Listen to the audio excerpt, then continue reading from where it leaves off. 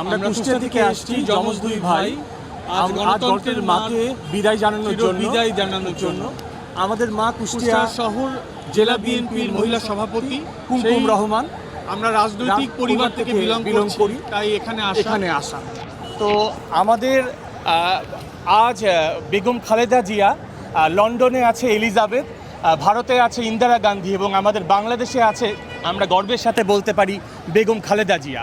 তার যে গণতন্ত্রের যে সে প্রতীক, সে সারাটি জীবন মানুষের মুখে অম্লান হয়ে থাকবে।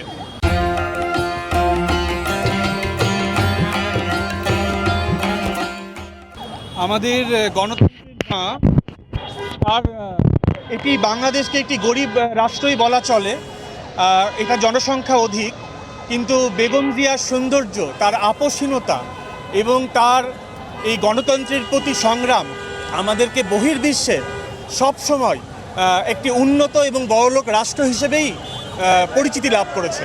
এবং আমরা আজ তার বলবো, আমরা আজকে অভিভাবক হারালাম এবং একজন শৃঙ্খলাকে এবং বাংলাদেশের সংগ্রামী মাটি ও মানুষকে মাটি দিয়ে গেলাম, যা কখনোই আর পূর্ণ হবে না।